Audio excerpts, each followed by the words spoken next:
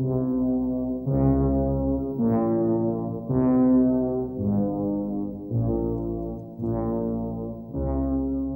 going on, Flix Talkers? Welcome back to another podcast. This time for the retro movie, The Shining. And we caught it in 4K right here. It was a cool restoration. I believe they released it maybe like 2 weeks ago. Yeah. Something like that. And in the corner it says, you know, watch Dr. Sleep out in theaters 11/8/2019. That's the next one we're going to catch. Yes. So what we wanted to do was review the original Stanley Kubrick with Jack Nicholson, Shelley Duvall, Scatman Carruthers. Yeah. Danny Lloyd. Yeah. So it was definitely an awesome watching this one. Because if you guys aren't aware, I believe Dr. Sleep is the direct sequel, or is it some kind of... Yeah, it's a sequel of The Shining. It's Jack Nicholson's son in the movie, grown up, and played by Ewan McGregor, and Dr. Sleep. Yeah. And yeah, I didn't actually read the books. I don't know too much about it, you know, the whole premise and everything, but it is a continuation of The Shining. Yeah. So. I think for the most part, most didn't read the books. They just kind of like watched the movies. I mean, if you're like in your 20s, 30s, you probably just saw the movies. Yeah. I mean, you're more, you know, unless you're really into books, you know, I mean, definitely check that out. But I remember watching the movie and was absolutely creeped out mainly because of the music. Oh, the music set the tone of everything. The music's a character itself. Like you hear that music, and even in the part where Danny is riding his big wheels with his tricycle,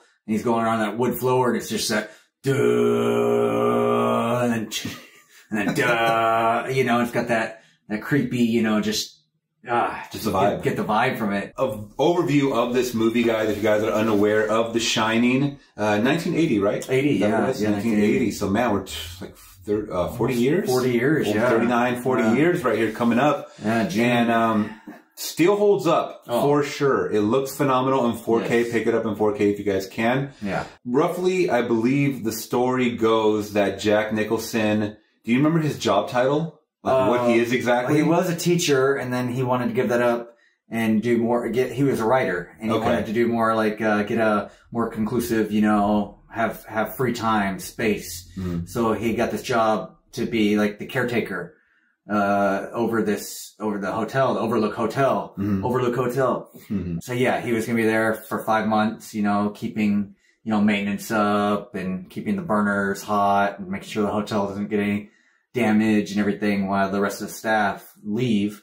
So he's there with his family, like a live-in job for 5 months, just basically watching over the place. Yeah, so it's a very claustrophobic film. I mean, because what it is exactly what Jeremy said. I mean, he is setting up shop there for 5-6 months with his family in a huge hotel that has to be what seems like hundreds of rooms. I don't know. Yeah, it's got to be hundreds of rooms for sure. Yeah. And it's just their little son, Danny. He's the one that has a special ability called The Shining, and he doesn't even know it. And he constantly refers back to this like person in his throat called Tony. Tony.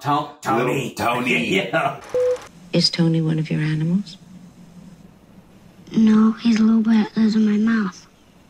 Is that what he said? It was something in his throat? Yeah. It was a person living in his mouth. Yeah. It was Tony, and it was so creepy when he would talk in his finger, and that kid gave me the chills. But that was very cool. And then once we get our introduction to the cook, he does immediately know that Danny has The Shining. Yes, he can tell that. He's the one that found it. Well, when he's with the mom, Wendy, he goes, "Hey, Doc, you want some ice cream?" Yeah, but he's saying it in his mind to him.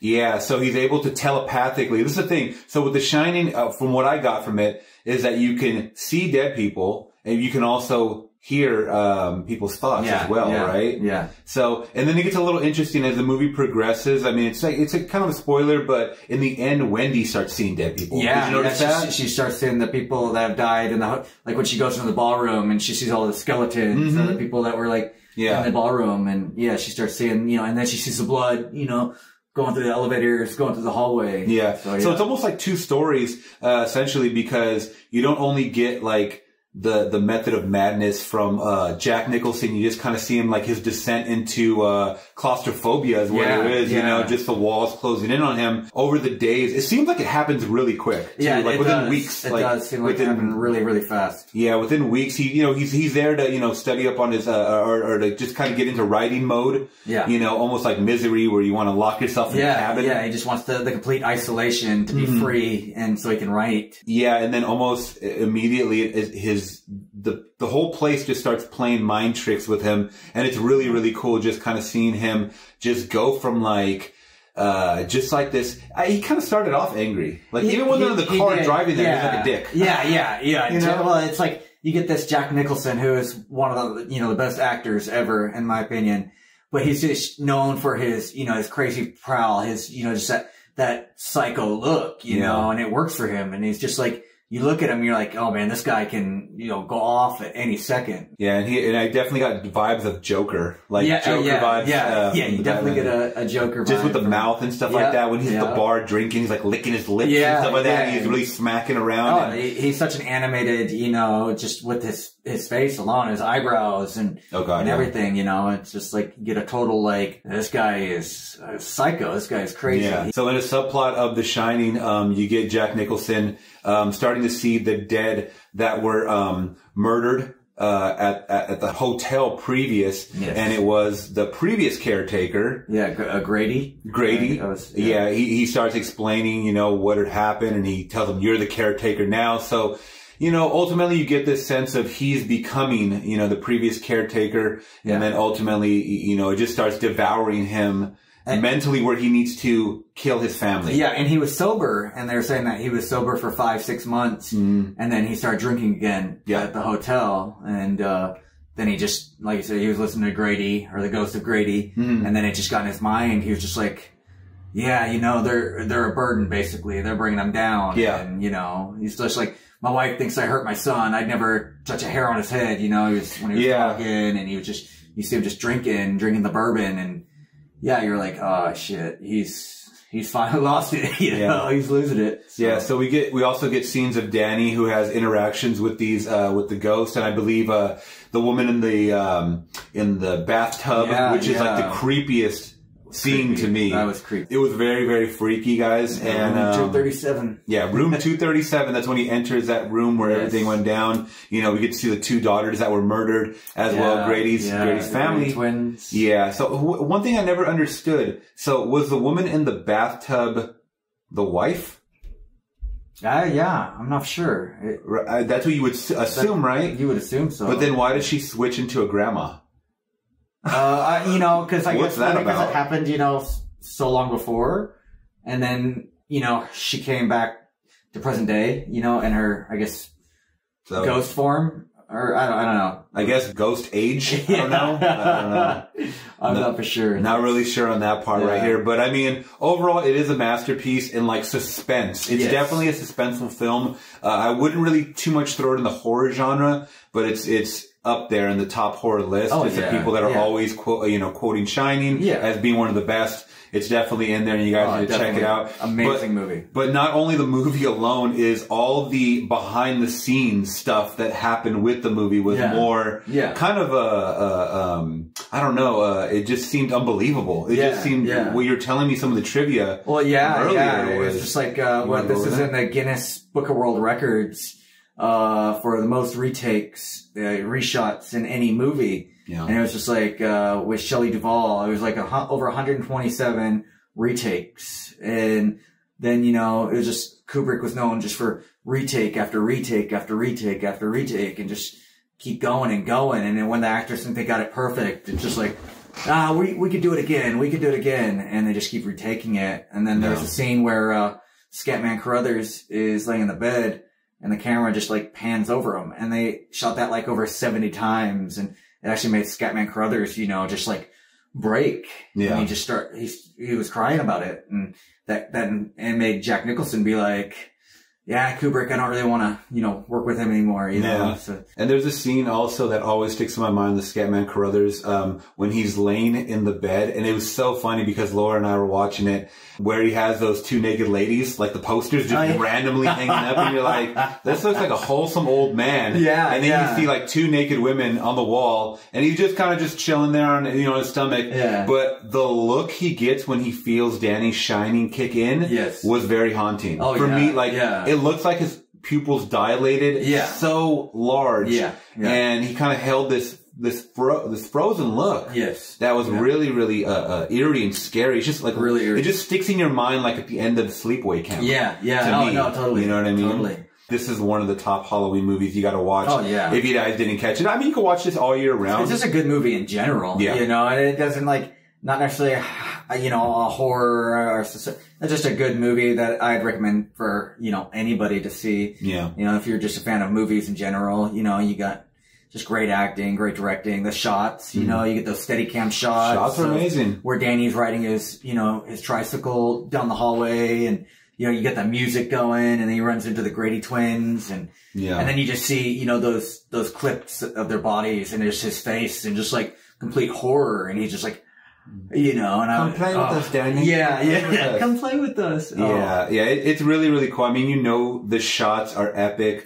From the beginning, when you see them going over the lake and, you know, just kind of flying these flying helicopters. These helicopters. It almost reminds me of Evil Dead when that presence is chasing them. The opening and getting chased by the... it's just, it's awesome shots like that. It's just good filmmaking. But I mean, one person that wasn't happy with it was Stephen King. The actual writer of the not happy with it. You know, he was just disappointed. I think Kubrick didn't even, you know, read The Shining. He didn't even read his, you know, any input. And I don't think he cared at all. I don't think he did. He's like, no, I'm doing this movie. This is going to be my movie. And, you know, and Stephen King wasn't a fan. Like, he liked the acting, like Jack Nicholson. He didn't have fun with the actors, just his story he thought was, you know, just a little, it wasn't his thing. It wasn't his vision. I mean, you're always going to get conflicting views sometimes when it comes to the writing or the producing or the directing, you know, but ultimately you come to a compromise. I think this one, he totally disregarded it. Kind of was like, okay, just check out the project after I am done. And it's on the cutting room floor. And it didn't turn out. At all what Stephen King wanted. But it's a phenomenal movie, and it's a classic. I'm not even going to say a cult classic because it's just a classic in general, you know. And I mean, this one holds up forever. I mean, I got to give it a 5 out of 5 for sure. Like I said, watching it over again, and that's another thing too is that it's well over two hours. It's like 133 minutes or something like that. It's a long movie. It's a long movie, guys, but it doesn't feel like it. It does not feel like it, and that's so weird because I was trying to catch, like, I was even about to jump on my phone because I thought, I was like, okay, this is going to kind of lag a little bit, but then I was like listening to it and I was like, okay, no, this is kind of going, you know, what they're saying is interesting and I'm picking up on little things here and there too. I picked up on the scene that I always watch documentaries on this. I think there's a documentary called Room 237. And one thing that always kind of like was a little nerving was is that Jack Nicholson's reading a Playgirl. In the waiting room. In the waiting room. So, and he's like chuckling and he's like eating. Eating food. So it's like, it's a little random.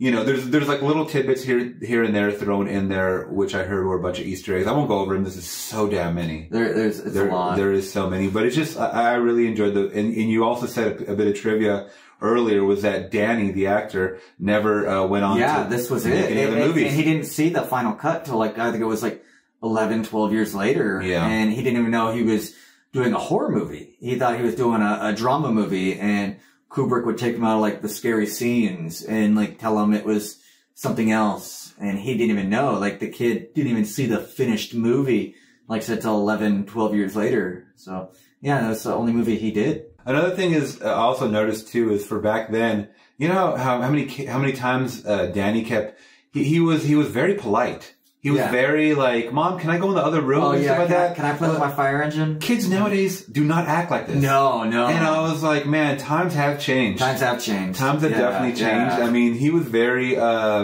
was very childlike, very innocent-like, and it was cool to see his altar, which was pretty much that Tony, the red rum. So when the red rum kicked in, and he had the knife in his hand, and basically this thing took over. You know, he was trying to communicate with Carruthers and whatnot, and that was a really cool scene in itself when he comes and Jack just goes full out and attacks him. And, should we talk spoilers?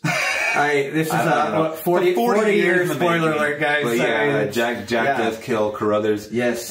So yeah, the things like that. That was only on-screen kill, I think. Yeah, for the most part. And then, I think it ended beautifully with Danny tricking Jack in the maze. Yeah. That was awesome. Going over his prints so he doesn't make more prints. Exactly. Sliding off to the side and then. Yeah. So then ultimately, Jack Nicholson freezes in the maze, freezes to death. Yeah. And then, we see he gets embroiderized pretty much, in that photo at the end, which was creepy as hell. The old ballroom, 1921. When they zoom out, and he's part of the dead crew now. He's trapped in, what was it? It was early 1900s? That photo, it was 1921. Oh wow, jeez. So Jack is immortalized forever at the hotel there. What is it? Overlook Hotel. That's right. Yes. So 5 out of 5, guys. 5 out of 5. Not easily. You guys need to catch The Shining, Stanley Kubrick's. Yes. And we were also talking about that Stephen King disliked this so much that he put out his own made-for-TV series. Yeah, he made his own miniseries. I remember watching that back in the day. And guilty pleasure. Don't give me a heat on this. But I liked it. Obviously, I'm not comparing it to that masterpiece, The Shining. But I actually did like the miniseries for what it was. It was different than the movie itself, but I liked it. I haven't seen that since it came out, so I don't know how well it's aged. If I go back and rewatch it, I might have a difference of opinion. Yeah. But when it came out, I was like, this is pretty good. I wasn't going to compare it to The Shining, but I liked it for what it was, for sure. Yeah. And we're going to definitely have to come back, guys, for another review of Dr. Sleep and let you guys know how it kind of ties into this one right here. Yes. Because based on the trailers that I've seen about 2 or 3 of the trailers they put out. They just put out a final trailer too. Okay, yeah. It seems like there's a cult that's trying to kill those that have the Shining. And it seems to be prevalent in little kids. Yeah. You notice that? Yeah. That they're catching them with little, I think Danny's the oldest one. That they have in common is what it is. What I was saying from the trailer. Yeah. So, I think there's a scene at actually like a teenage girl too, where they're kind of sucking the life out of her. Yeah. So they're doing these rituals where they are obtaining their powers, and this woman is becoming like really powerful. Yeah. It looks like. And she's able to feel the presence of the Shining, and almost like a Professor X type of deal going on. So that's really cool. So I'm really, really hoping that this holds up, guys. Cause this is probably going to be, my last film that I'm watching, Dr. Sleep, until I go to New York. I'm going to take a week off and go travel to New York. I don't think I'm seeing any movies over there. So. So I'll have to wait a little bit on the reviews, but, I'm excited. But The Shining, 5 out of 5. 5 out of 5 easily for me as well. If we're on a 10 scale, I give it a 10 out of 10. Like I said, The Shining is one of my favorites. I watched that when I was a little kid and I was blown away. I was just like, this movie's amazing. It's freaky, and I just loved it. Yeah. Personally.